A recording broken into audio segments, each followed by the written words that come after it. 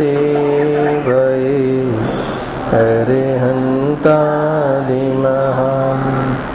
करिमंगल करियो महा ग्रंथ करण को कान जाते मिले समाज सब पावे निज पराम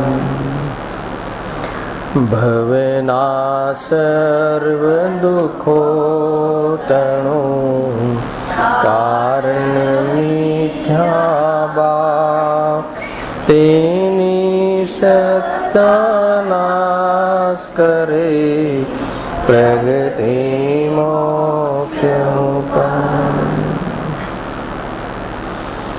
आत्म रूपयनुपमयभूत याई लखे भव सिंधु तरो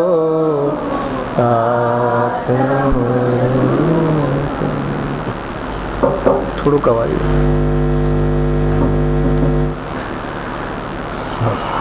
आश्री मोक्ष मार्ग प्रकाशक ग्रंथ से चौथा अधिकार ऊपर આપણે સ્વાધ્યાય ચાલી રહ્યું છે. મૂળ ટોપિક તો એ છે કે આ ભવમાં દુઃખનું એકમાત્ર કોઈ કારણ હોય તો મિથ્યા ભાવ છે. શ્રદ્ધામાં મિથ્યાપણું, જ્ઞાનમાં મિથ્યાપણું અને ચારિત્ર્યમાં મિથ્યાપણું અર્થાત તો શ્રદ્ધા, જ્ઞાન, ચારિત્ર્યમાં જે વિપરીતપણું છે એ જ વાસ્તવમાં દુઃખનું કારણ છે. એના આધાર ઉપર આપણે મિથ્યા દર્શનના સ્વરૂપની ચર્ચા આપણે કરી રહ્યા છીએ. ટોપિક ચાલે છે મિથ્યા દર્શનની પ્રવૃત્તિ. પેજ નંબર 82 થી આજે આપણે પ્રારંભ કરીએ છીએ. કુલ મળીને આમાં મૂળ વાત એ છે કે મિથ્યા દર્શનમાં જીવની કઈ પ્રવૃત્તિ છે. એક પ્રકારથી આ વૃત્તિની કહાની છે. જીવનો જે અભિપ્રાય, માન્યતા સંબંધી જે ભૂલ ચાલે છે એ ભૂલની ચર્ચા આ ટોપિકમાં કરવામાં આવી છે. વાસ્તવમાં એવી જાતિની પીડા છે કે ખ્યાલમાં નથી આવતું કે આમ ભૂલ છે. ખ્યાલ આવે અને એવી મોટી ભૂલ છે કે જેટલા પણ બાહ્ય કશાયોમાં પ્રગટ કારણો દેખાય છે એની પાછળ કોઈ આધાર હોય દુઃખનો, કારણનો, તો એકમાત્ર આ મિથ્યાત્વ છે. પોતાના સંબંધી જે ભૂલ છે, બહુ મોટી ભૂલ છે, એની ચર્ચા પહેલા 2 પેરેગ્રાફમાં આપણે ગઈ વખત કરી હતી. સામાન્ય એમાં શું વાત છે એ સમજીને આપણે આગળ વધીએ છીએ. એમાં એટલી વાત કહી કે અનાદિકાળથી આ જીવને કર્મ નિમિત્ત વડે અનેક પર્યાય ધારણ કરે છે, અર્થાત તો શરીર આદિ પર્યાયને પ્રાપ્ત થાય છે. એક આત્મા અને સંયોગમાં અનંત પરમાણુ રૂપ અને એ શરીર પરિણામને પ્રાપ્ત એવા પૂતગલનો સ્કંદ, એ બંનેની પિંડરૂપ જે બંધાન અવસ્થા છે એવી અવસ્થાને પ્રાપ્ત આ જીવનાદિથી થઈ રહ્યો છે. પછી ત્યાં એક ઓર વાત કરી કે ત્યાં શું શું થાય છે, કેટલી બાબતો બને છે. તો એક જીવ પોતે ત્યાં હોવાના કારણે ત્યાં જ્ઞાન દર્શન લખ્યું છે ને, ત્યાં એક તો જ્ઞાનાદિક પણ છે લખ્યું. વળી પોતે જીવ છે તેનો સ્વભાવ તો જ્ઞાનાદિક છે. ક્યાંની વાત છે? જે અહીંયા લખ્યું ને, એક પિંડ બંધાન રૂપ અવસ્થા. કોની? એક શરીરની અને આત્માની. અને શરીરની શું પહેચાન કરાઈ?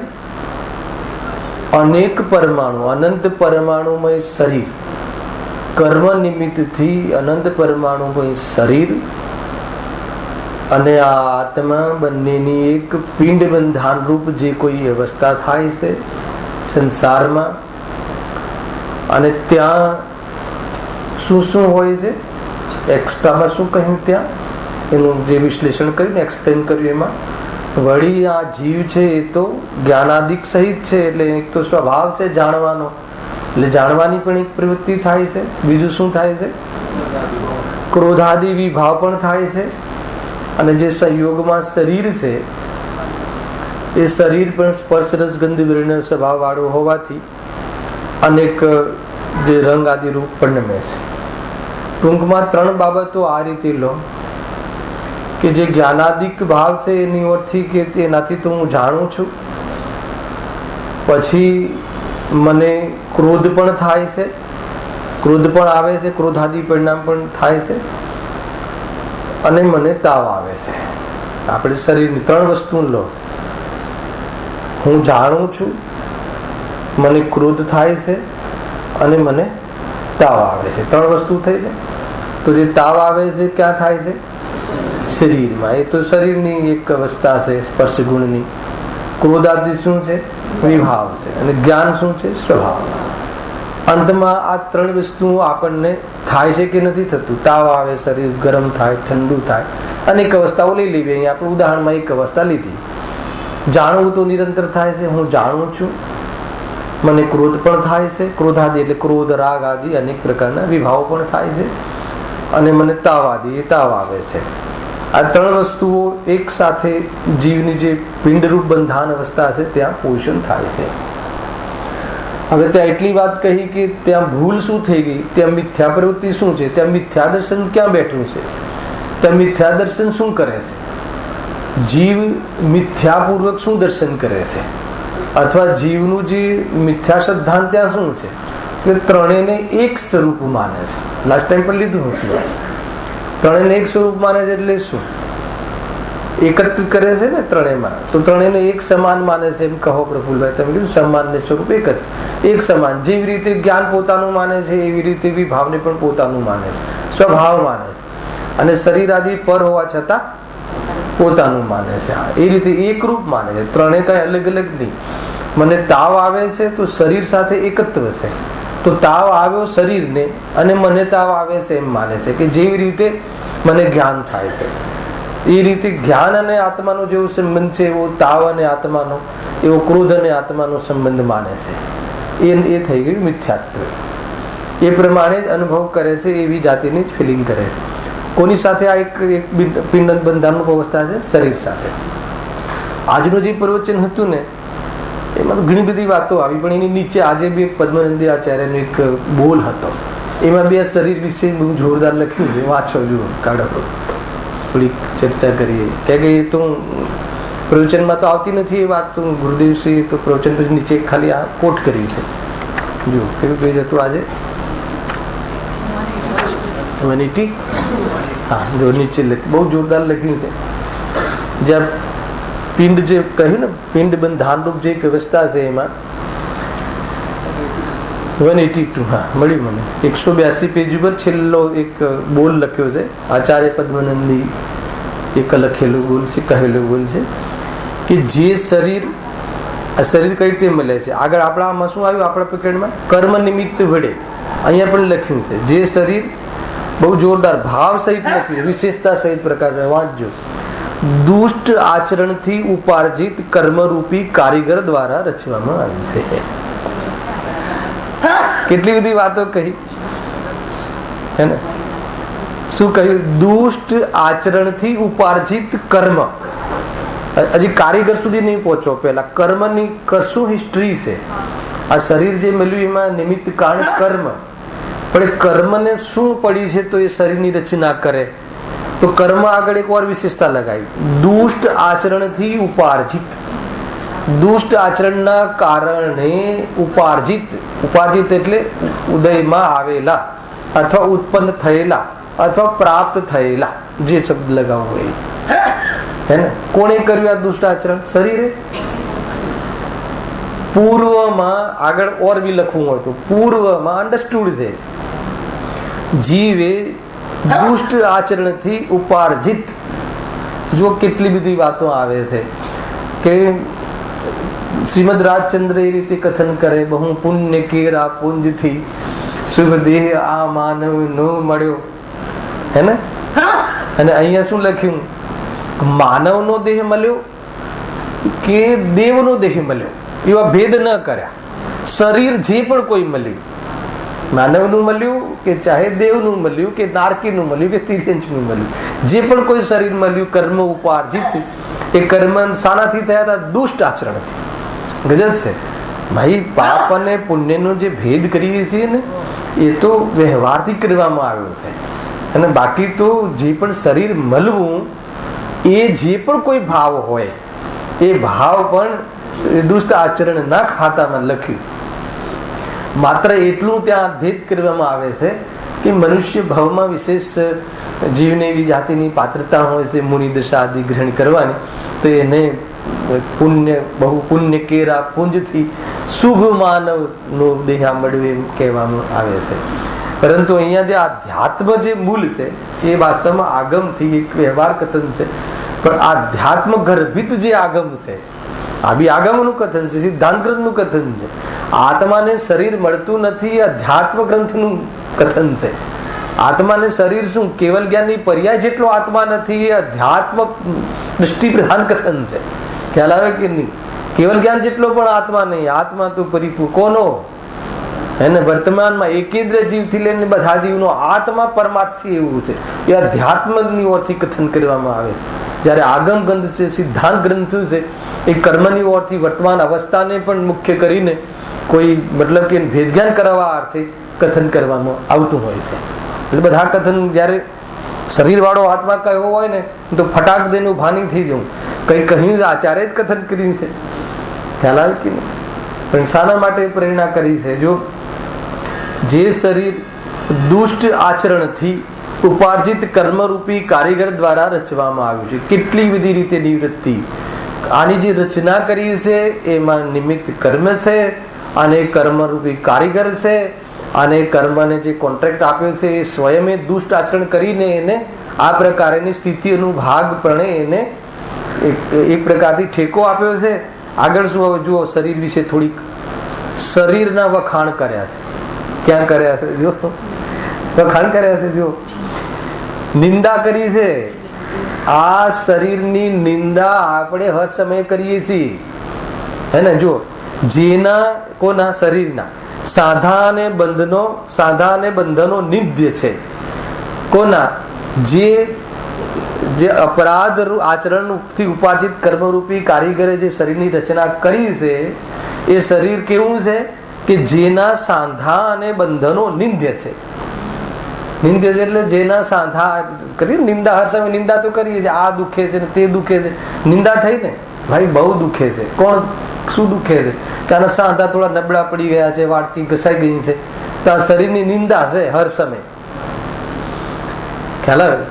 એ આપણી ક્વોલિટી છે કે નિંદા છે? એ નિંદા છે. જે પણ બંધનો છે એ બધા એને લઈને બંધનો પણ નિંદે છે. હવે ઓર જો એક શરીરની વિશેષતા, આપણે જે પોઝિશનની વિશેષતા, જેની સ્થિતિ વિનાશ સહિત છે. કેવી છે? એક બી રોગ ના હોય તો શરીરમાં પ્રફુલ્લ તો બી નહીં, થોડું વધારે ટકે નિરોગી શરીર, હેલ્ધી શરીર, થોડું કસરતથી બરાબર કરેલું શરીર, એમ ફૂલ હિમોગ્લોબિન વાળું બરાબર, કેટલું ટકે? અહીંયા કહ્યું ને, આચાર્ય કહે છે, સત્ય મહાવ્રતને ધારી છે. શરીર ગમે તેવું હોય, હે ને, ગમે તેવા કારીગર પાસે, પુણ્યના કારીગર વાળા પાસે બનાવ્યું હોય કે પાપના કારીગર વાળા, બે જ કારીગર હોય ને, બે કારીગર, સાતાવેદની અસાતાવેદની. નામકર્મમાં કેટલીક પુણ્ય પ્રકૃતિ છે ને કેટલીક પાપ પ્રકૃતિ છે. તો બધી જ વિકૃતિમાં તમે જ્યાં જ્યાં કોન્ટ્રાક્ટ આપ્યો હોય એ પ્રમાણે એની બહારમાં રચના કરવામાં નિમિત્ત બને છે. ખ્યાલમાં બહુ સિમ્પલ વાત છે ને? જો જેની સ્થિતિ વિનાશ સહિત છે 100%. કોની સ્થિતિ? શરીર અને આત્મા મળીને જે સ્થિતિ થઈ છે એ સ્થિતિ વિનાશ સહિત છે. અને શરીરની પણ જે રચના થઈ છે પિંડ રૂપ, એ પણ વિનાશ સહિત છે. એટલે નો શું ખાલી એક હું એવો ચૈતન્ય સ્વરૂપ છું કે જે વિનાશથી રહિત છું, અનાદિ અનંત જોડે આવવું જોઈએ. જોરદાર છે. હવે કેવું છે? અર્થાત જે વિનશ્વર છે એમ બી લખ્યું ને, જે રોગાદી દોષો, 7 ધાતુઓ અને મળથી પરિપૂર્ણ છે. શાનું બનેલું છે? આ જે શરીર નામની જે પ્રોડક્ટ છે, એ પ્રોડક્ટના જે એલિમેન્ટ્સ છે એ કયા છે? 7 ધાતુ. ગંદકી છે આ બધી. એમાંથી નીકળતો કફ અને નાકમાંથી નીકળતો મળ, એ જોઈને ગ્લાનિ થાય છે રાગી જીવને. થાય છે કે નહીં?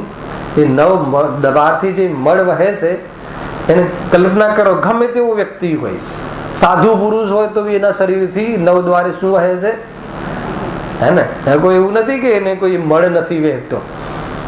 આ જોતા જ આપણને શરીરની ભોગવાના જે ભાવ છે, અબ્રહ્મ ભાવ, એ મટી જાય.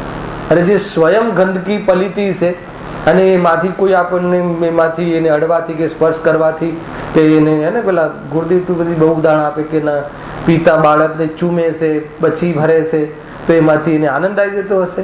પ્રવચનો અવાજ જો આવું કહે ડાયરેક્ટ. સુખ ભલે એમાંથી ચામડામાંથી ચાંચો મારે, એની અંદર ગીધ જેમ ચાંચો મારે છે. એને બ્રહ્મચર્ય લાવવા માટે આ ટાઈપના વૈરાગ્ય આવવા વાળા બધા કથન આવે. કાંઈ નથી એમ ભાઈ, બહારમાં થોડીક લીસી સપાટી ને થોડું કલર જોઈને જીવ આકર્ષિત થઈ જાય છે, પણ એની પાછળ જોવે તો એને હાડ પિંજર માંસ આદિ છે, 7 ધાતુથી બનેલી ચીજ છે. એક વાર શાંતિથી ઈમાનદારથી વિચાર કરીએ ને તો જે પણ આપણને આકર્ષણના ભાવો આવે છે અને એને લઈને આપણે જે ચૈતન્ય સ્વભાવને ભૂલવાના કાર્યક્રમો કરીએ છીએ, બધા સમાપ્ત થઈ જશે. એ કહ્યું જોજો, તે રોગાદી દોષો 7 ધાતુઓ અને મેળથી પરિપૂર્ણ છે. એ પણ પરિપૂર્ણ છે, પણ શાનાથી? હેલા ને, મળથી. અને જે નષ્ટ થવાનું છે, શરીર આત્માથી સાથે છે, એ ત્યાંથી પણ વિયોગ થવાનો છે. અને ગમે એટલું બહારમાં 18 વર્ષની ઉંમરનું જે યુવા હોય એનું પણ, જેટલા પણ 80 વર્ષના વ્યક્તિઓ છે એનો ફોટો જોઈ લો વર્તમાનમાં, હે ને, જોઈ લો. એટલે આપણે 18 વર્ષની જે અત્યારે તમારી 22-24 વર્ષની જે અભિમાન કરવા વાળી જે શરીર, શાનું અભિમાન કરીએ છીએ આપણે?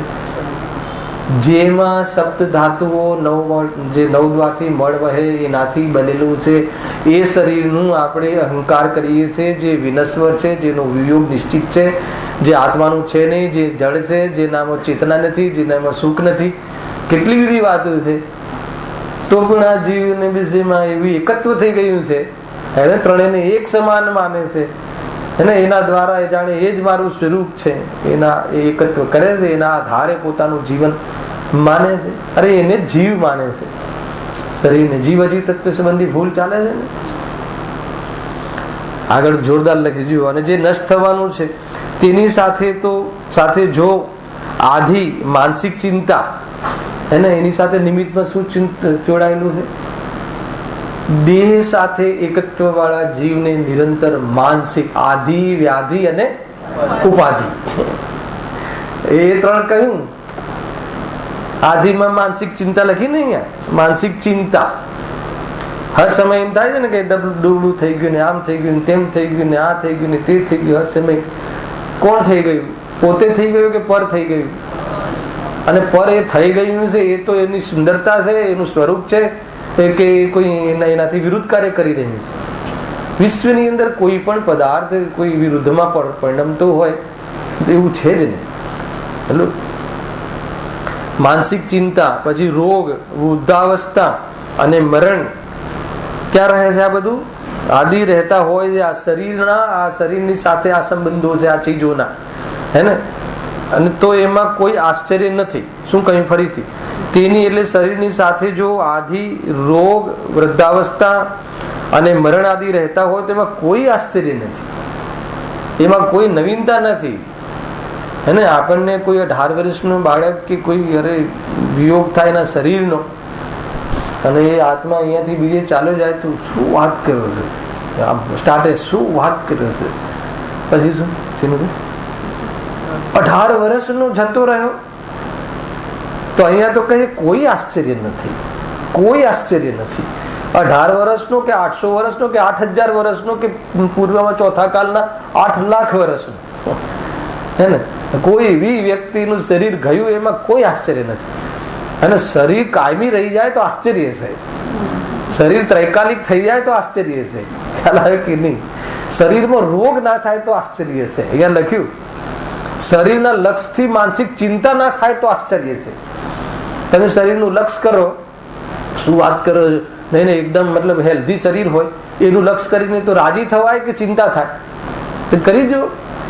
જેનું પણ નિરોગી શરીર છે એનું લક્ષ કરીને રાજી રહે છે કે અહંકારથી પીડાય છે અને આગળ આવું મેન્ટેન નહીં થાય તો શું થશે એનો ભય રહે છે, હર સમય એના પ્રિકોશન્સ લઈ લઈને ભયને પ્રાપ્ત થાય છે, તો કઈ રીતે માનસિક ચિંતા રહિત થયો? અરે જેના લક્ષથી એને આત્મા ભૂલાઈ જવાય, અરે આત્મા પ્રાપ્ત કરવાના પ્રસંગોમાં ના પહોંચાય, જેના પર સમર્પણ કરવાથી આત્માના મોક્ષ સ્વરૂપનો પુરુષાર્થ ન થાય, શરીરના કારણે નહીં, લક્ષથી, જેની ચિંતામાં અને એના નિમિત્તથી બાળ બચ્ચાઓ આખો પૂરો કુટુંબ એને લઈને આ જીવનમાં જે આત્મકલ્યાણના પ્રસંગો ચૂકી જાય છે. સૌથી મેં ઘણી વાર કહું છું ચંદ્રકાંતભાઈ, આ બહુ જોરદાર વાત છે કે આપણે લોકો બધા સૌથી વધારે અગર જો કોઈ તકલીફો હોય તો કુટુંબ પ્રતિબંધ છે. જે આત્મકલ્યાણના જે કાર્યક્રમો છે એનું જે ત્યાગ કરી દીધો છે, વેદ વિજ્ઞાન આપણને શિથિલતા આવે છે અને આત્માની અનુભૂતિના પુરુષાર્થ તરફ આપણું ધ્યાન નથી જતું અને એના એ સંબંધી પ્રેરણા આપવા વાળા જે સ્વાધ્યાયમાં પહોંચતા નથી, તો એની પાછળ એક જ કારણ છે. બોલો શું કારણ છે? કુટુંબ પ્રતિબંધ. તમે જોઈ લેજો તનેશભાઈ, કોઈ બી તમે ચેક કરી લેજો પોતાના જીવનમાં, તમે ક્યારે બી સ્વાધ્યાય અથવા જે આત્મકલ્યાણમાં નિમિત્ત બનવા વાળી ગુરુદેવની વાણી અથવા એ પ્રકારના પ્રોગ્રામો છોડતા હોઈએ તો એની પાછળનું રીઝન શું છે? હે ને, દીકરાની પરીક્ષા છે, એને દીકરાનું લગ્ન છે, દીકરાનો ઘેર દીકરો આવ્યો છે, મને બતાવો કે એ બધી જવાબદારીઓ જે એમ કે અત્યારે તો એટલા માટે ક્યાંથી અવાય, ક્યાંથી અવાય પછી આ સ્વાધ્યાયમાં ને, અને ક્યાંથી પછી અત્યારે હાલ વેદ જ્ઞાનના તમે કહો 1 કલાક ઘરે અલગથી બેસો તો ક્યાંથી અવાય? આ બધું સામે હોય, આટલી જવાબદારીઓ હોય, આવા આપણા મતલબ જાણે એમ કહેતો હોય કે આના વાસ્તવિક કર્તવ્ય હોય પરમાર્થથી છે કેવી રીતે? તો એ સૌથી પહેલા તમે જોઈ લેજો. આજે દુકાન ખોલવાની જવાબદારી 1 અઠવાડિયું બેટાએ આપી છે. કેમ? કેમ કે દીકરું કહ્યું કાશ્મીર અને મને કહ્યું છે કે 1 અઠવાડિયું પપ્પા તમારી દુકાન ખોલવાની. તો પછી કેવી રીતે આવું? બોલું છું સ્વાધ્યાયમાં એટલી આ બધી આડોડાય છે કે આપણને લાગે પણ ભાઈ હે ને, આ વૈરાગ્ય આવે એવી વાતો છે.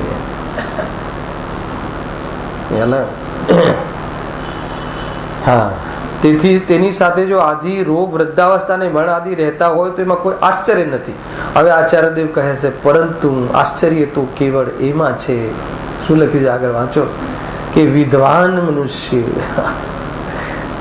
આગળ શું? વિદ્વાન એટલે શું? જ્ઞાનમય. હે ને, મનુષ્યને આમે પણ બુદ્ધિશાળી જે પ્રાણી કહે છે વિશ્વની અંદર. આમાં કોઈ મુમુક્ષુ એવું નથી, હે ને, આ મુમુક્ષુ નો ભેદ નથી. કોઈ પણ મનુષ્ય જીવ માત્ર જે મનુષ્ય નામનું જે પ્રાણી છે ને, એ તો એટલું બધું બુદ્ધિશાળી છે ને, વિદ્વાન છે. વિદ્વાન કયા? વિદ્વતા તો બહુ કરે છે દુનિયાની અંદર, તો આચાર્ય પણ બહુ કરે છે, બરાબર એને બધી ખબર છે, મને એમ કહે છે.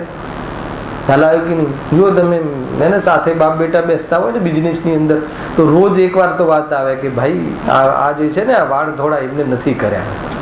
વિદ્વાન છું હું આ ફેક્ટરીનો, વિદ્વાન છું આ બિઝનેસનો, વિદ્વાન છું આ ગૃહસ્થીનો, કેવી રીતે ચલાવીને કેવી રીતે વ્યવહાર કરવા ને કેવી રીતે ના કરવા, એને કોઈને કેટલો ચાંદલો કરવો ને કેટલો ના કરવો એ બધી મને ખબર છે.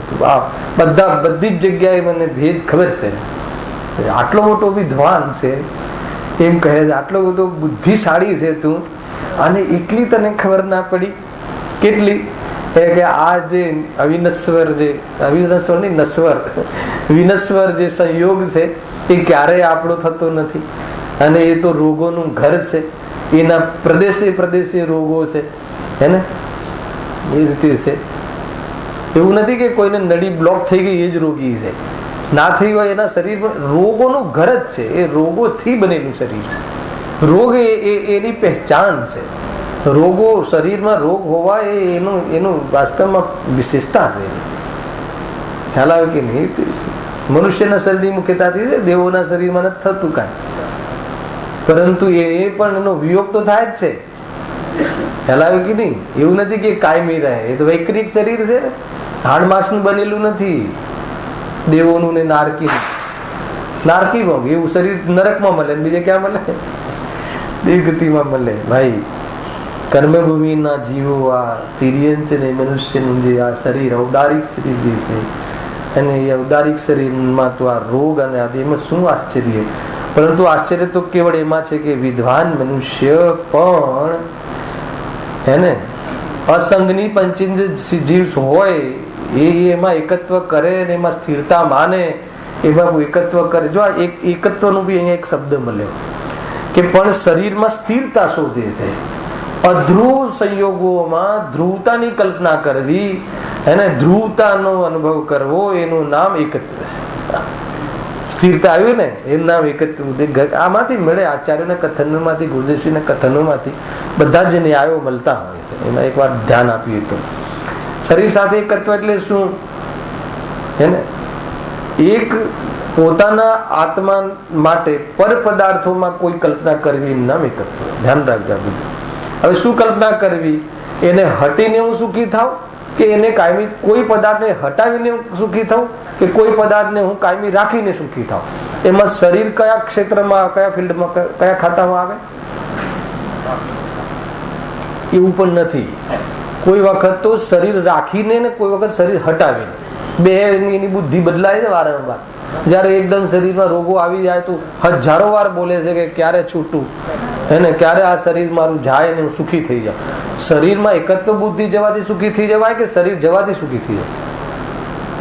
શરીર હું છું એવું માને છે, એકત્વ બુદ્ધિ તૂટી જાય તો શરીર મળે, રોગવાળું રહે તો પણ દુઃખી ના થાય. પણ શરીરને ઘણા લોકો એટલે આપઘાત કરતા હોય, સુખી થવા માટે આપઘાત કરતા હોય, દુઃખી થવા માટે નહીં. હાલ પૂછજો એ કોઈને આપઘાતનું જે લેટરો વાંચજો, એ લખીને જાય છે હું બહુ દુઃખી છું એટલે આ માટે આ શરીરનો હું ત્યાગ કરું છું. એનો અર્થ કે હું શરીરનો ત્યાગ કરીને સુખી થઈ જાઉં. ખ્યાલ આવે? એ વાત સાચી છે કે અશરીરી સિદ્ધ ભગવાન સુખી છે, પણ એની વિધિ છે. હે ને, એમ કોઈ શરીરનો સીધો ત્યાગ 15મા માળેથી પડી જઈને ત્યાગ કરી દઈને સુખી નથી થવાતું. ખ્યાલ આવે? શરીરને સુખ દુઃખ સાથે તો સંબંધ જ નથી. એની સાથે એકત્વ બુદ્ધિ જેને કરી છે દુઃખનું કારણ છે. બહુ જોરદાર છે. હજુ બહુ સારા લાગે છે આ બોલ વાંચવા જોઈએ એક એક. જો એટલે આપણે પહેલા પેરેગ્રાફમાં તો જીવ અજીવ તત્વ સંબંધી જે આપણું જે ચાલે છે ચેપ્ટર, મિથ્યા દર્શનની પ્રવૃત્તિ, તો જ્યાં હું જાણું છું, મને ક્રોધ થાય છે અને મને તાવ આવે છે, એ ત્રણેય સંબંધી, એ ત્રણેય બાબતોમાં એને પોતાનું સ્વરૂપ માને છે, એ મોટી ભૂલ થઈ. બીજા પેરેગ્રાફમાં પહેલામાં એકત્વ બુદ્ધિની વાત કરી, બીજામાં મમત્વ બુદ્ધિની વાત કરી કે એ જે બહારમાં જે પદાર્થો મળ્યા છે, જુઓ ખાલી વાંચી લઉં છું, આની ચર્ચા થઈ ગઈ છે, આ મારા છે એવી તેઓમાં મમત્વ બુદ્ધિ થાય છે. હવે એનું વિશ્લેષણ, મમત્વ બુદ્ધિનું આગળ વિશ્લેષણ. મમત્વ બુદ્ધિ આપણે કઈ રીતે કરીએ છીએ, એકત્વ બુદ્ધિ કઈ રીતે કરીએ તો ખ્યાલ આવી ગયો ને. એક જ માનીએ છીએ, એક જ સ્વરૂપ માનીએ, સમર્પણ આપીએ છીએ. જ્ઞાન અને રાગમાં ભિન્નતા ન વાસવી, જ્ઞાન અને દેહમાં, આત્મા અને દેહમાં ભિન્નતા ન વાસવી, એને જ પોતાનું સ્વરૂપ માનવું, એના આધારે એને જીવ માનવું, એના આધારે જ પોતાનું અસ્તિત્વનો અનુભવ કરવો, એનું નામ એકત્વ બુદ્ધિ છે. હમણાં લીધું ને સ્થિરતા માનવી, એ બધી એકત્વ બુદ્ધિ. હવે મમત્વ બુદ્ધિ કઈ રીતે કરીએ છીએ? એકત્વ, મમત્વ, કર્તૃત્વ, ભોક્તૃત્વ, ચારેય પ્રકારની બુદ્ધિઓ અહીંયા એમને વર્ણન કર્યું છે. બહુ સુંદર વર્ણન કર્યું છે. એમાંથી આપણને ખ્યાલ આવવો જોઈએ, ધ્યાન જવું જોઈએ. મારા પણ આનું કઈ રીતે કરીએ છીએ? તો પેલા તો એમ કહ્યું કે તેઓમાં જ મમત્વ બુદ્ધિ કરીએ છીએ, એમાં જ શરીર આદિમાં. તો શામાં કરીએ છીએ, કેવી રીતે કરીએ છીએ? મિથ્યા દર્શન પર પદાર્થોમાં એકત્વ બુદ્ધિ કરે છે, અને પર સંબંધી જે અવસ્થાઓ થાય છે એ અવસ્થાઓમાં એ મમત્વ બુદ્ધિ કરે છે. જુઓ આગળ, પોતે જીવ છે, દરેકમાં લખ્યું પોતે જીવ છે. તો જીવ છે તો બહુ સારી વાત છે ને. તો પછી મમત્વ બુદ્ધિ શામાં કરે છે?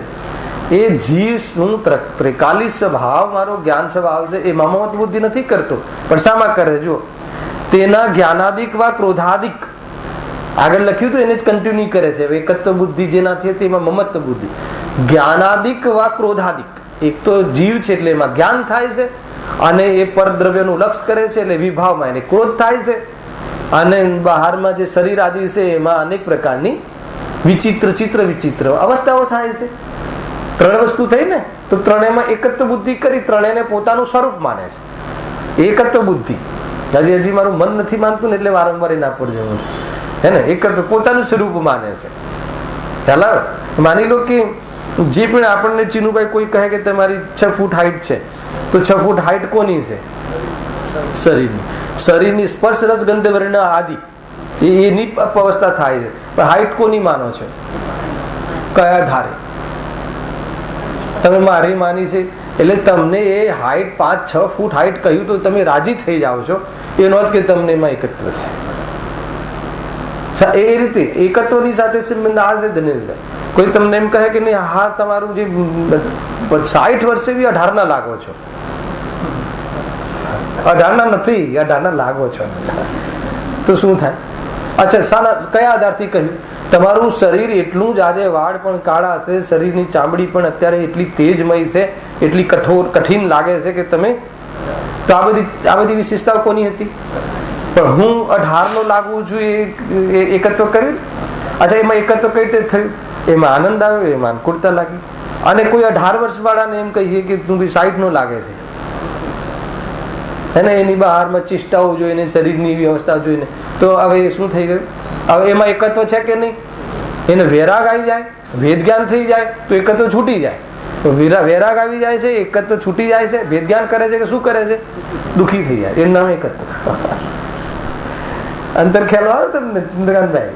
આ બહુ જોરદાર છે ખરેખર. તો આવા શબ્દો જે આત્માર્થી જનોને તો શામાં આવે? ભેદ જ્ઞાન. અરે એ તો શરીરની જ અવસ્થા છે. આ લખ્યું ને પદ્મનંદી આચાર્ય કે એ તો એની વિશેષતા છે, હે ક્રશ થવું, હે જર્જરિત થવું અને વિખેરાઈ જવું, વિનષ્ટ થઈ જવું, એ તો શરીરની સાથે આ વિશેષતાઓ ગર્ભિત છે. એ તો એનું સ્વરૂપ જ છે. પણ એમાં મને એમાંથી હું એમાં વિખેરાઈ જાઉં છું, હું સમાપ્ત થઈ જાઉં છું, એવો નથી. એ આપણને વેદજ્ઞાન થવું જોઈએ. એ તો આપણે કરતા નથી. આ રીતે એકત્વ બુદ્ધિ છે. હવે મમત્વ બુદ્ધિમાં બી ગજબની વાત કરી દેજો. આ મારા છે એવી તેઓમાં મમત્વ બુદ્ધિ થાય છે. શામાં? તો જુઓ, પોતે જીવ છે, પહેલા તો સ્થાપના કરી.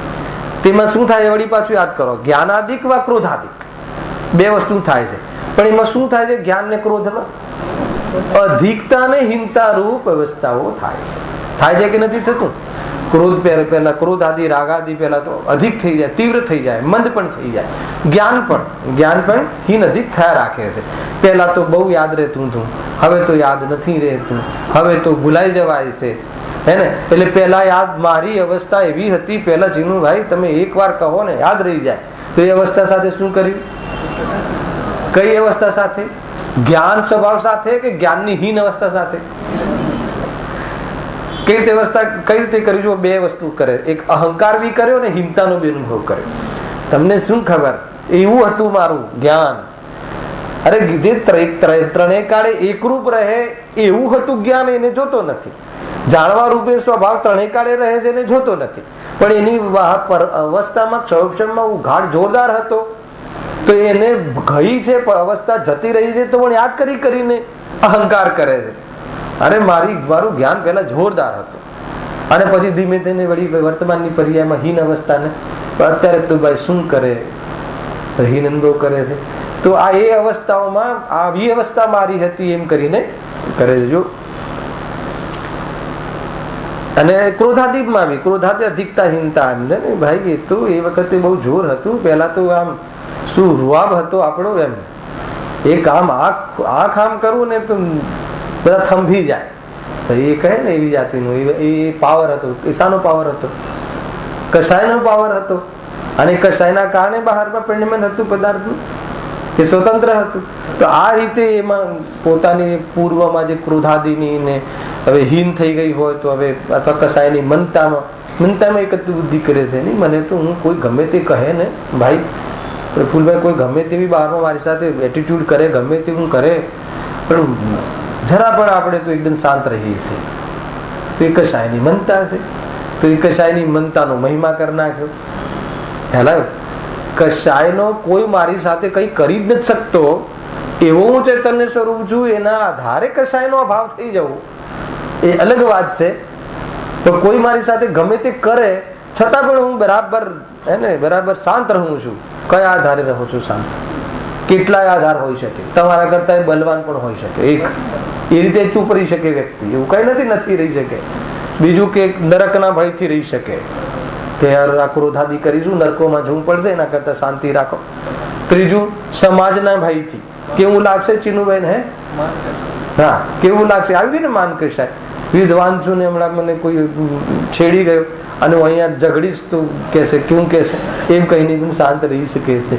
અને કદાચિત કોઈની પ્રકૃતિ વર્તમાન યોગ્યતા જ એવી હોય કે કશાયો શાંત રહેતી હોય, કદાચ કોઈ એવો જીવ હોય કે તત્વના અભ્યાસ પૂર્વક શાંત રાખતો હોય, શાંત થતી હોય, મંદ પડી ગઈ હોય, છતાં બી એ મંદ કશાય છે, વાસ્તવમાં કશાયના ભાવનું વિતરાગતા નથી. એટલે કોઈ બી એંગલમાં કોઈ બી રીતે આ જીવ ક્યાંય ને ક્યાંય કશાયને પકડી લે છે. ઈ નથી અને એટલો મહિમા કરે છે પોતાની એ કશાયની મનતાનો. ભાઈ જો અને ક્યારે બી તમે રેકોર્ડ છે મારો જોઈ લો અપ ટુ ડેટ, ક્યારે બી ઊંચા અવાજે વાત નહીં કરવાની. કોઈ કઈ બી કહે તો હે ને એ રીતે એસાની મહિમા છે, વિતરાગ સ્વભાવની મહિમા છે, કશાય મનની મનતાનો મહિમા છે. તે મારા પણ એ કશાયમાં આ રીતે મારા પણ કહે. જો તથા પૂતગલ પરમાણુઓની વર્ણાદી પલટવારૂપ અવસ્થાઓ થાય છે તે સર્વને પોતાની અવસ્થા માની. હવે પૂતગલ પરમાણુની વર્ણાદી પલટવારૂપ અવસ્થાઓ થાય છે ને. પહેલા આમ હતું, મતલબ પહેલા એકદમ શરીર એકદમ ખડતલ હતું, પછી કમજોર થઈ ગયું, તો એ પ્રમાણે પલટવારૂપ અવસ્થાઓ થાય છે. તો પહેલા હું ખડતલ હતો, પહેલા હું આવો હતો, અત્યારે હું પતલું થઈ ગયું, આમ છું તેમ છું. પેલા મારા લગ્નના ફોટા તમે નહીં જોયા છે? જોરદાર ખ્યાલ છે ને? એ રીતે કહે યાદ કરે તો કઈ પૂર્વની જે આ કહ્યું ને, તો એ તો શરીર બદલાતું રહે છે, એ શરીરનો ધર્મ હતો. પણ એ રીતે એને પોતાની અવસ્થા માનીને રાજી થાય છે, દુઃખી થાય છે. એને એ પ્રમાણેની મમત્વ બુદ્ધિ થઈ. હવે ત્રીજો જે પોઈન્ટ ચાલુ થાય છે ને, કર્તૃત્વ બુદ્ધિનો ચાલુ થાય છે.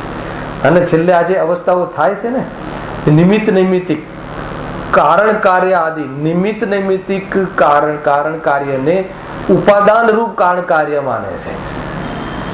વ્યવહાર નહીં એને એક દ્રવ્યને બીજા દ્રવ્યમાં અથવા તો સ્વને પરમાં મેળવીને, એમના ભાવોને અથવા કારણ કાર્યાદિને એકબીજામાં મેળવીને કથન કરે છે. કેમ કે એવું દેખાય છે નિમિત્ત નૈમિતિક પોઝિશનો કાર્યો ઘણા થઈ રહ્યા છે. એને આત્મા જ્ઞાન કરે અને ઇન્દ્રિયોનું અવલંબન લે એવું કાર્ય થઈ રહ્યું છે. અને બોલવાની ક્રિયા થાય, ક્યાં થાય? પૂતગલમાં. અને આત્મા બોલવાની ઈચ્છા કરે એવા નિમિત્ત નૈમિતિક કાર્યો ઘણા થાય છે. હેલા એ કહે છે હવે તો એમાં એ પદાર્થને મેં ચલાવ્યો અથવા આ વાણી હું બોલ્યો, કાં તો ઇન્દ્રિયોના દ્વારા મને જ્ઞાન થયું, એમ કારણ કાર્ય આદિ રૂપ મિથ્યાત્વ રૂપ પ્રવૃત્તિ કરે છે. એને પરદ્રવ્યના કાર્યનું અહંકાર આને મેં કર્યું અને આને મારું કર્યું એમ હીનતાનો અનુભવ કરીને કર્તૃત્વ બુદ્ધિ એને કહે છે. આ પણ એક મિથ્યા બુદ્ધિ છે. અને આ એક જોરદાર છે. આ જે ચાલે છે ને એ કેમ કે જગતમાં જેટલા પણ કાર્યો થાય છે, જેટલા પણ કાર્યો આપણને આંખથી દેખાય છે, જે આપણા જે ચર્મચક્ષુથી જે આપણે જોઈએ છે, એ બધા નિમિત્ત નૈમિતિક કાર્યોને જોઈએ છે. એટલા માટે તરત જ એક દ્રવ્ય બીજા દ્રવ્યનું કરે છે. સિદ્ધાંત છે ને સીધો સરાટ ઉતરી નથી જતો પેટમાં, હૃદયમાં. એક દ્રવ્ય બીજા દ્રવ્યનું કરતો નથી તો દવા શું કામ લે છે? અરે એક દ્રવ્ય બીજા દ્રવ્યનું કરતું નથી તો સ્વાધ્યાય શું કામ કર્યો છો? તો ગુરુ પાસે જાઓ શું કામ? યાત્રા શું કામ જાઓ છો? એક દ્રવ્ય બીજા દ્રવ્યનું કરતું જ નથી તો ચશ્મા શું કામ પહેરો છો? તો હજારો પ્રશ્ન નિમિત્ત નૈમિતિકના. બધા જ નિમિત્ત નૈમિતિક કાર્યો છે ને, નિમિત્ત નૈમિતિક કાર્યો. ગુરુદેવ તેમાં નિમિત્ત બોલે, બે બાજુ નિમિત્ત લગાવે. બરાબર ધ્યાનથી પકડવું. પ્રકાશભાઈ અભ્યાસ જે આપણે કરીએ છીએ ને, એકવાર એમના લીટીમાં આવ્યું કે જડ અને પૂતગલ, શરીર અને આત્મા વચ્ચે નિમિત્ત સંબંધ છે. મને એવું લાગ્યું કે કદાચ પ્રિન્ટિંગ મિસ્ટેક હશે. હે ને? નિમિત્ત સંબંધ આપણે નિમિત્ત નૈમિતિક ખ્યાલ આવે. ઉપાદાન ઉપાદેક, આ બે શબ્દ બે જોડી મળે છે. આ જોડી સમજમાં આવી જોઈએ. નિમિત્ત તો પરદ્રવ્ય છે અને જે એના લક્ષથી, એના માધ્યમથી, એના આશ્રયથી જે કાર્ય થયું બીજા દ્રવ્યમાં એને નિમિત્તની ઓરથી એ કાર્યને નૈમિતિક કહેવાય છે, અને એ કાર્ય એ ઉપાદાનની ઓરથી એને ઉપાદિક કહેવાય છે.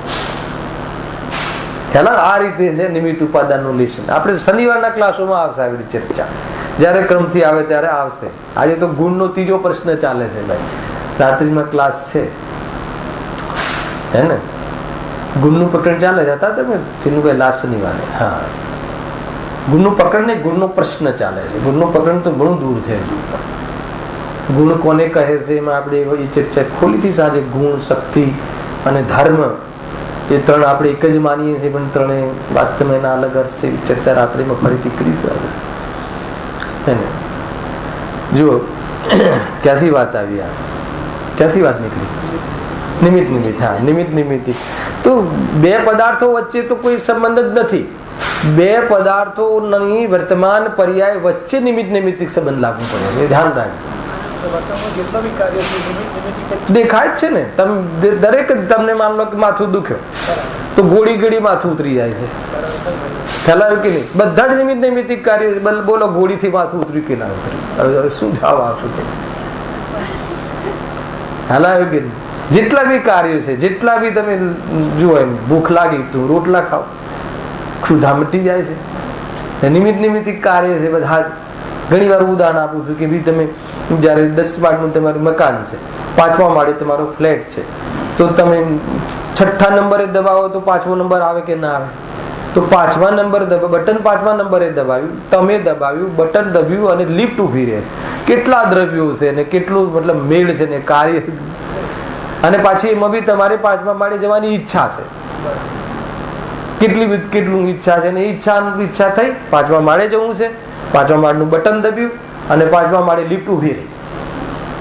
બધા અલગ અલગ દ્રવ્યો છે, બટન અલગ છે, લિફ્ટ અલગ છે, તમે અલગ છો, પણ કાર્ય જાણે એમ કેવું મેળ લાગે છે એક સાથે કે ભાઈ આ મેં ઈચ્છા કરીને મેં બટન દબાવ્યું એટલે જ લિફ્ટ ઉપડી ને એટલે જ ત્યાં 5 નંબર પર પહોંચી. પછી લિફ્ટે શું કર્યું, પછી ઉદ્ગલે શું કર્યું? ઘણા બધા પ્રશ્નો આવશે. અહીંયા તો અહીંયા જે નિમિત્ત નિમિત્તિક કાર્યમાં આ જીવે કારણ કાર્ય સંબંધ, ઉપાદાન કારણ કાર્ય સંબંધ માનીને એમાં કર્તૃત્વનો અહંકાર કરે છે. એ સંબંધી આપણે ચર્ચા કરીએ. અને હવે જેટલા બી 2-3 પેરેગ્રાફ છે ને, આ કર્તૃત્વ બુદ્ધિ, પહેલા એકત્વ બુદ્ધિ પતી ગઈ પર પદાર્થો સાથે, પછી એમાં એની અવસ્થાઓમાં મમત્વ બુદ્ધિ કરે છે, અને એ જે અવસ્થાઓ થાય છે એમાં નિમિત્ત નિમિત્તિક ઘણા કાર્યો થતા હોય છે. એની અંદર શું કરે છે? કર્તા કર્મ સંબંધ કરીને એમાં કર્તૃત્વ બુદ્ધિનું પોષણ કરે છે, અને એનાથી જે દુઃખી થાય એ મિથ્યાત્વ છે. જો હા, બે નિમિત્ત.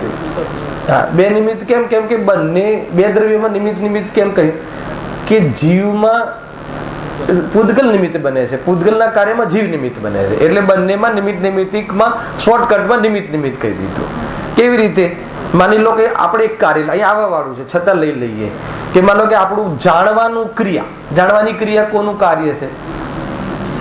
બરાબર. એમાં નિમિત્ત કોણ છે? એને શરીરની સાથે સંબંધ ઇન્દ્રિયો. 5 ઇન્દ્રિયો દ્વારા આ જીવ જાણવાનું કાર્ય કરે છે. આમાં કોઈ મેં ન નિમિત્ત શબ્દ વાપર્યો ન ઉપાદાન શબ્દ વાપર્યો, હે ને? અચ્છા, જાણવાનું કાર્ય આત્માનું છે કે ઇન્દ્રિયોનું? ઇન્દ્રિયોમાં જ્ઞાન છે કે આત્મામાં? જ્ઞાન ઇન્દ્રિયોથી આવે છે કે આત્માથી? તો પછી ઇન્દ્રિયોને શું કામ લાવ્યા? તો કે જ્યારે ભલે આત્માનો સ્વભાવ જાણવાનો છે, જાણવાનું કાર્ય આત્માનું છે, પણ વર્તમાન પર્યાય એટલી કમજોર છે કે એને ઇન્દ્રિયોના અવલંબનના માધ્યમથી જાણવાની પ્રવૃત્તિ થાય છે. હેલો, તો એ ઇન્દ્રિયો એમાં નિમિત્ત બની, પણ એનો અર્થ એવો નથી કે ઇન્દ્રિયો જ્ઞાન કરાવે છે, કેમ કે ઇન્દ્રિયો સ્વયં જળ છે. અને એનો અર્થ એવો નથી કે ઇન્દ્રિયોમાંથી જ્ઞાન આવે છે. જ્ઞાન તો જ્ઞાયકમાંથી જ આવે છે, પરંતુ આવો નિમિત્ત નિમિત્તિક સંબંધ છે. તો આ ઇન્દ્રિયો નિમિત્ત થઈ ગઈ, અને જીવમાં જે જાણવાનું કાર્ય થયું એ નૈમિતિક કાર્ય થઈ ગયું. એ કાર્યને નૈમિતિક, ઇન્દ્રિયોની ઓરથી એ કાર્યનું નામ નૈમિતિક પડ્યું. અને પછી ખરેખર જાણવું શામાંથી થાય છે? જ્ઞાનમાંથી થાય છે, આત્મામાંથી થાય છે. તો આત્માની ઓરથી જોવામાં આવે તો એ જ જાણવાની ક્રિયા એ ઉપાદેયિક કાર્ય થઈ ગઈ. એને ઉપાદેય નહીં, એ અલગ. હે ઉપાદેય વાળું અલગ. ઉપાદેયિક ઉપાદાન છે ને ભાઈ, આમ જીવનું જ ઉપાદાન છે. આ કાર્ય થવામાં વાસ્તવમાં શક્તિ કોની છે? કોની શક્તિથી જ્ઞાન થયું છે? કે આત્માની શક્તિ ખર્ચાઈ છે એમાં, એટલા માટે ઉપાધિક કર્યું. હવે એક કાર્ય તમે જડનું લઈ લો, જડના કાર્યની અંદર જીવ નિમિત્ત છે, હે ને. માન લો કે માટલું એકદમ દૂરવર્તી પદાર્થ લઈ લો, શરીરનું બી લઈએ, શરીરનું આમાં આવે છે એટલે એ વખતે લઈશું આપણે કે માટલા રૂપી કાર્ય થયું. તો માટલા રૂપી કાર્ય થયું, માટીમાંથી, માટીના પિંડમાંથી માટલું બન્યું. તો એની અંદર જે કુંભાર છે એ કુંભારનો જીવ જે છે, કુંભાર એટલે જીવ લઈ લેવો, એ નિમિત્ત છે. અને માટલું જે બન્યું એ માટીના ઓરથી એનું ઉપાદેય કાર્ય છે. એ કાર્ય જયારે માટલા બનવા રૂપી જે કાર્ય લેવું, રોટલી બનવા રૂપ કાર્ય લેવું, તો બાયનો જે આત્મા છે એનો યોગ અને ઉપયોગ એ બે એમાં નિમિત્ત છે. ખ્યાલ આવ્યું કે નહીં? યોગ અને ઉપયોગ બે લીધું, ઈચ્છા પણ લીધી, હે ને, અને એના આત્માના પ્રદેશોનું હલનચલન બી લીધું. અને કેટલું કામ થાય છે કે આત્માના પ્રદેશો બધે વ્યાપેલા છે હાથમાં, બરાબર. એ તો આત્માના પ્રદેશ, એમાં એવું લખ્યું કે આત્મા તો આત્માના પોતાના પ્રદેશોને હલાવે છે, એમ લખ્યું આમાં. અને એ પ્રદેશોને હલાવે છે તો એના સંયોગમાં રહેલું જે શરીર હાથ છે ને એ પણ એનું નિમિત્તપણું પામીને હલે છે. અને એ બંનેનું નિમિત્તપણું પામીને માટલાનું જે થાય ને આકાર આપે, તો એ નિમિત્તપણું પામીને એ માટી એ આકાર રૂપે, માટલાના આકાર રૂપે પરિણમે છે. અને એ વખતે જ્ઞાનનો એ યોગ એટલે આત્માના પ્રદેશોનું કંપન અને એનું જ્ઞાન, સેન્સ, ઉપયોગ. કારણ કે ત્યાં જ્ઞાન બી તો નિમિત્ત બને છે ને. માટી અહીંયા મૂકવી, ત્યાં મૂકવી, તો એ જ્ઞાન નિમિત્ત છે. માટી અહીંયા મૂકવી જોઈએ, આટલી ડિગ્રીએ ગરમ કરવું જોઈએ, એવું જ્ઞાન આત્માનું છે. પરંતુ એનું પરિણમન જે છે માટીમાં, એનું માટીનું પોતાનું છે. બીજું આત્માની ઈચ્છા. કેટલી ચીજો, નિમિત્તનું પેટ તો બહુ મોટું છે. એક કારણ નિમિત્ત લીધું પણ એમાં કેટલાય નિમિત્તો હોય છે. અને કાર્ય જે થાય છે એ એક જ ઉપાદાનથી એ પદાર્થનું થાય છે. તો એ માટલા રૂપી કાર્યમાં જીવ શું થયો? નિમિત્ત થયો. તો એ રીતે એકબીજામાં નિમિત્ત નૈમિત્તિક સંબંધ કયા છે? તો ગુરુદેવ શ્રી એમ સમજવા, એકબીજામાં નિમિત્ત છે. પેલું આનામાં નિમિત્ત છે ને પેલું આનામાં નિમિત્ત છે. કોઈ કાર્યમાં પેલું નિમિત્ત છે ને કોઈ કાર્યમાં આ નિમિત્ત છે. એ રીતે બંને એકબીજામાં નિમિત્ત છે. એ રીતે બી એમને ત્યાં અર્થ કાઢ્યો હતો. જોરદાર અર્થ કાઢે છે ક્યાંથી. જો હવે આપણે વાંચીએ છીએ, આને બહુ સુંદર છે આની વાત. વળી જીવને અને શરીરને નિમિત્ત નૈમિત્તિક સંબંધ છે, તેથી જે ક્રિયા થાય છે તેને પોતાની માને છે. જે આ પેરેગ્રાફમાં મેટર આવવાની છે એ 1.5 પંક્તિમાં કહી દીધી. ખરેખર આ 1.5 પંક્તિથી વાત પતી જાય છે, પરંતુ આપણને સમજાવવા માટે મેં બાકીની જે 7 લીટી છે એનું જ વિશ્લેષણ કર્યું. જો કેવી રીતે કરે છે, પહેલા ફરીથી વાંચું છું. વળી જીવને અને શરીરને નિમિત્ત નૈમિત્તિક સંબંધ છે, બરાબર છે. આ સિદ્ધાંત મૂક્યો, એક સિદ્ધાંત ગ્રંથોની આ કથન મૂકી. સિદ્ધાંત ગ્રંથોમાં કહે છે વાસ્તવમાં તો કોઈ સંબંધ નથી. અધ્યાત્મ ગ્રંથ કહે છે કે નિમિત્ત નૈમિત્તિક સંબંધનો અર્થ શું? કોઈ સંબંધ નથી. ખ્યાલ આવે કે નહીં? અને સિદ્ધાંત ગ્રંથ કહે છે કે જ્યારે કાર્ય થાય છે ત્યારે સામેના પદાર્થમાં એવું કાર્ય થાય કે જેના પર આરોપ આપી શકાય કે આને કર્યું. એટલી બધી લાંબી ડેફિનેશન છે. એનું નામ હાજરી. ખ્યાલ આવે કે તમે મારી બાજુમાં ઉભા હોય ને હું પડી જાઉં તો તમે મને પાડ્યો એવું તમારા પર આરોપ નહીં આવે. પણ આરોપ ક્યારે આવશે? માનો કે તમે એવું કોઈ કાર્ય કર્યું ધક્કો મારવાનું અને હું પડી ગયો, અરે ધક્કો મારવાનું ના કર્યું પણ ખાલી તમે એવા નાટક કર્યા, કોઈ ચેષ્ટાઓ કરી કે જેથી મારું ધ્યાન ગયું, તો એ આરોપ આવશે કે આ ભાઈ એવું કરતા હતા એટલે મારું ધ્યાન ના ગયું. પણ એ ભાઈ એવું કરતા હતા એમાં તમે શું કમતા? મારે ધ્યાન નતું આપવું. ચાલો, કોઈ ભાઈ એવું બહારમાં કોઈ બાજુમાં ઉભા ઉભા એવી ચેષ્ટાઓ કરે કે કઈ એવી વાતચીત, અથવા કોઈ 2 જણ મળીને એવી ખાનગી વાત કરે, બરાબર આમ ઘૂસફૂસ કરે, અને આપણે આમ બરાબર કાન રાખીને નીચે જોયા વગર ચાલીએ ને પડી જઈએ રાજુભાઈ. હેલા, તો પડવાનું કારણ કોણ? જો એ લોકો આ રીતે ના કરતા હોત, ઘૂસફૂસ ના કરતા, તું પડી જાત. તો એવું કેમ નથી વિચારતા કે મેં ધ્યાન આપ્યું હોત તો ના પડી જાત? ઉપાદાનની ઓર ક્યારે બી નિમિત્ત નૈમિત્તિક કાર્યમાં મેં ધ્યાન ના આપ્યું એટલે પડી ગયો એ તરફ લક્ષ્ય જતું. પણ હા, એ વાત સાચી છે કે એ ઘૂસફૂસ કરતા હતા ને મારું લક્ષ્ય ત્યાં ગયું, પણ એમાં એનો શું દોષ? એમાં નિમિત્તનો શું દોષ? ખ્યાલ આવે કે નહીં? ગજબ છે. કોઈ પદાર્થને બહારમાં પડ્યો છે, એને જોઈને આપણું મન બગડે, એમાં એ પદાર્થનો શું વાંક છે? અને કોઈ વ્યક્તિનો એ પદાર્થને જોઈને વૈરાગ આવી જાય તો મેં એને શું સપોર્ટ કર્યો? કોઈને એ જોઈને વૈરાગ આવી જાય ને ભેદ જ્ઞાન કરીને મોક્ષે જતો રહે તો એ પદાર્થ એને શું સપોર્ટ કર્યો? ના ખ્યાલ આવે? શું ખ્યાલ આવે? એને ગુરુ ક્યારે પણ મોક્ષે નથી લઈ જતા.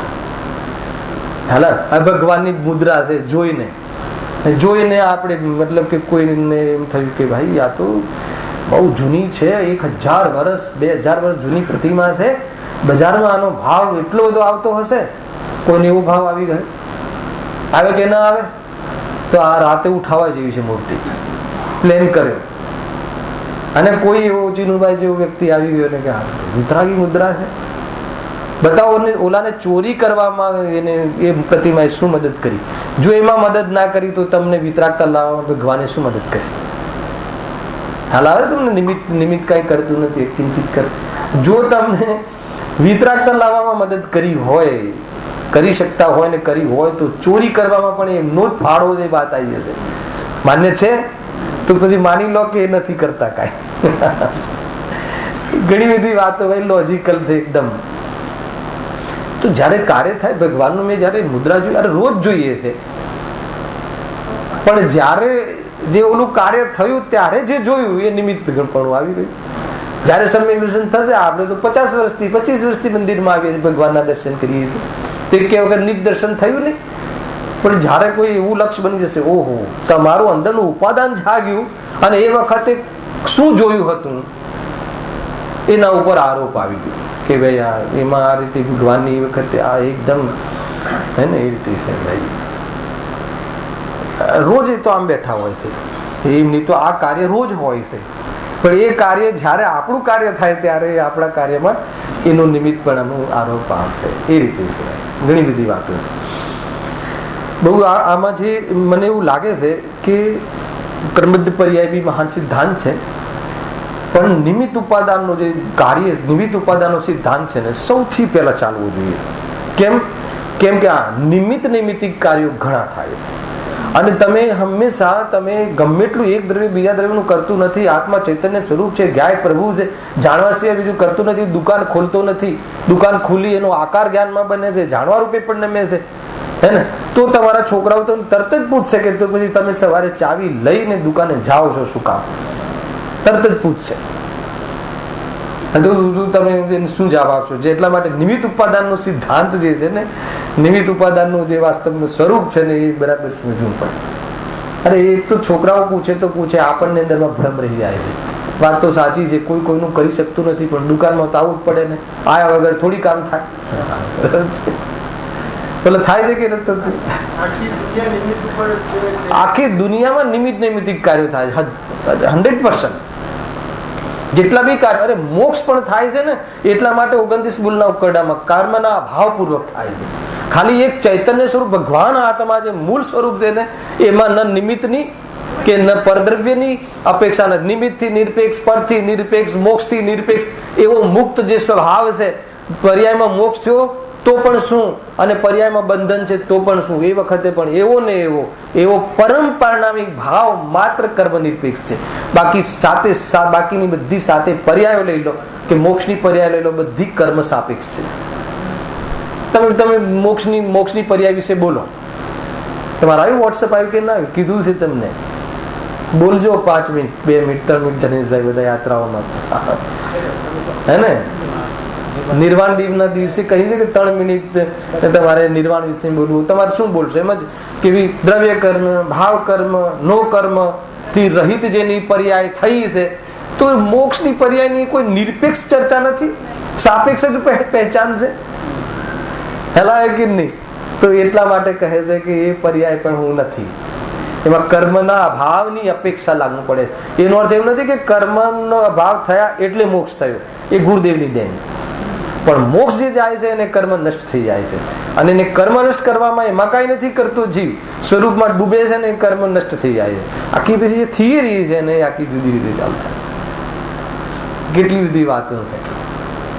હર પલમાં મંદિરોની શું જરૂર છે બતાવો? આ તીર્થની શું જરૂર છે? ઉપદેશની શું જરૂર છે? ઉપદેશ પરદ્રવ્ય છે કે સ્વદ્રવ્ય છે? ઉપદેશ સ્વદ્રવ્ય છે કે પરદ્રવ્ય છે? તો ઉપદેશથી આત્માનું કલ્યાણ થાય એ વાત ક્યાંથી લઈ આવે? ઘણી બધી વાતો આવશે ભાઈ, બહુ બધું પ્રશ્નો થઈ જશે નહીં તો. અને વ્યવહાર નહીં અને નિશ્ચય નહીં. જો તમને કહી દઉં, આ 2 ચેપ્ટર 2 જે મૂળ સિદ્ધાંત છે, નય પ્રકરણમાં નિશ્ચય નહીં, વ્યવહાર નહીં, દ્રવ્યાર્થિક નહીં, પર્યાર્થિક નહીં પ્રયોગ અને નિમિત્ત ઉપાદાન, આ 2 ચીજો જો જ્યાં સુધી બરાબર ક્લેરિટી ના હોય ને ત્યાં સુધી એ જીવને પણ અંદરમાં વાત તો, અચ્છા ગુરુદેવસિંહને ગુરુ માન્યા છે એટલે એમની વાત ટાળાય નહીં. એને સ્વરૂપ એવું છે એમ નહીં, ગુરુદેવસિંહ આપણા છે એટલે વાત ના ટળાય. એ બી પક્ષરૂપથી છે, મિથ્યાત્વ છે. હલાવે ને, પક્ષરૂપથી છે, પક્ષરૂપથી આપણે સિદ્ધાંત માન્યો છે. ખ્યાલ આવે કે નહીં? એ જ વસ્તુ બીજું કોઈ કહે તો આપણે ના માની, અને ગુરુદેવસિંહ કે તો માની. એટલે આપણે આજે બી તત્વથી નિર્ણય નથી કરતા, વ્યક્તિથી નિર્ણય કરીએ છીએ. એ ભૂલ થઈ ગઈ આવે છે કે નહીં ભાઈ? બહુ બધી ભૂલો છે એ રીતે થાય છે. ઘણી ઘણી મારી વાત મારે એ કહેવું હતું કે ઘણી બધી વાતો શું જરૂર છે, શાની જરૂર હતી કે ભાઈ એક દ્રવ્ય બીજા દ્રવ્યનું જયારે કરી શકતું નથી, હે ને. એક ભાઈ સાથે હમણાં મારી ચર્ચા થઈ કે નહીં, આપણે તો ગુરુદેવ જે સિદ્ધાંત બતાવ્યો છે ને, એ દ્રવ્ય એ જ બહારના વ્યવહારોમાં શું રાખ્યું છે આ.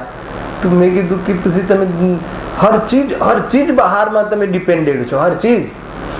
હર ચીજમાં માન લો કે ભોજન કર્યો છો, રોગ થાય છે, દવા લેવા જાઓ છો, સ્વાધ્યાય કર્યો છો, ઠીક છે, તમે એકાંત કરી લીધું છે, ખાલી ગુરુદેવનું જ સાંભળવું એવું એકાંત કરી લીધું છે. તો ગુરુદેવનું સાંભળવું એની અંદર નિમિત્ત નૈમિત્તિક સંબંધ કે એમાં કાણ કાર્ય સંબંધ છે. આવી જાતિની જે એકાંત કરી નાખે છે એવું બને છે ને. અરે કોઈ વિદ્વાન કહે છે કે ગુરુદેવે કહેલા તત્વો જ કહે છે, બીજું કોઈ થોડી કઈ કહે છે. હલાવે કે નહીં? અહીંયા જે માન લો કે હું વાત જે બી કર્યું છે, ગુરુદેવે જે કેટલી વખત ભાઈ ગુરુદેવે આમ કહ્યું છે, આમ કહ્યું છે કે નહીં? ક્યાં વાત આવી ભાઈ? નિમિત્ત પ્રધાન કથન, અહીંયા આપણે થોડીક નિમિત્ત પ્રધાન કથન કરીએ ને તો ના, તો અરે તમે બેઠા છો ને, જે કાર્ય છે ને નિમિત્ત નૈમિત્તિક કાર્ય છે. શ્રોતા વક્તામાં આપણે બેઠા છે ને સામ સામે 63 ના આંકડાની જેમ, 36 નું નહીં. ખ્યાલ આવ્યો કે નહીં? તો શું છે બધું? એટલે નિશ્ચય નહીં, વ્યવહાર નહીં. જે પણ બહારમાં પોઝિશન બને છે એને સ્વીકારવું, પરંતુ જે પણ કાર્ય થાય છે એ પરમાર્થથી એના ઉપાદાનથી થાય છે. એ રાખીને જો આ વ્યવહાર સમજે તો બરાબર છે. ઉપાદાનની ખબર ના હોય તો આ વ્યવહારને એના વિષયમાં પરમાર્થ માની લે છે કે નહીં, તમારા સમજાવવાથી જ મને સમજાવ્યું છે ને. સ્વયંના સમજવાથી સમજાય છે. ઉપાદાનની દ્રષ્ટિપૂર્વક બહારમાં સમજવાના પ્રસંગોમાં વ્યવહારની અપેક્ષા આવે તો એને પરમાર્થ ન માને અને આત્મકલ્યાણ કરીને એ નિવૃત્ત થઈ જાય છે. પરંતુ એને ઉપાદાનની ખબર ના હોય તો એ વ્યવહારના જે કાર્યો છે એને પરમાર્થ માની લે છે કે નહીં, આ હોય તો જ સમજાય, આ હોય તો જ સમજાય, એમ કહીને પરાધીન જીવન જીવે છે આખું જીવન. હલાવે કે નહીં? બરાબર છે ભાઈ? હું તમારી પાસે 7 વર્ષથી આવું છું, મારા ખાલી 7-8 વર્ષથી આપણે સ્વાધ્યાય કરી રહ્યા છીએ. બરાબર છે? માન લો કે 2-3 વર્ષ પછી હજુ ચાલે, 2-3 વર્ષ ચલાવે, હજુ વધારે ચલાવવું છે, 10 વર્ષ ચલાવો ને 20 વર્ષ ચલાવો. 20 વર્ષમાં આપણું બરાબર આ આદાન પ્રદાન તત્વોની ચર્ચા થઈ અને માની લો કે મારો તમને વિયોગ થયો, અહીંયાથી દેહાંત થઈ ગયું. બરાબર છે? તો તમને 1 સેકન્ડ માટે તો એવું લાગે ખાલી 20 વર્ષની વાત કરું છું. 20 વર્ષની આપણે એકબીજા સાથે એકતા થઈ જાય, એકત્વ થાય છે ને, એને પરદ્રવ્યમાં એકત્વ કરવાની આદત છે ને, તો તમને એ દિવસે એવું લાગશે કે હવે શું થશે, જાણે હવે તમારો મોક્ષ રોકાઈ ગયો મારા વગર એવું થઈ જાય. એનું કારણ શું? એનું કારણ એ છે કે આપણી નિમિત્તાધીન દ્રષ્ટિ છે. એ અંદરમાં પ્રતીતિમાં ચાલે છે. બોલવામાં તો કોઈ એ થોડી એમનાથી થોડી મળતું હતું, તો એ રીતે ચાલતું હોય છે બધું. કાલે આને ખોલીશું, જોરદાર છે, 3 પેરેગ્રાફ, એમાં ઘણા બધા એંગલો ખુલે એવા છે. સાંજે મળીએ છીએ 9 વાગે. સહેજાનંદી શુદ્ધ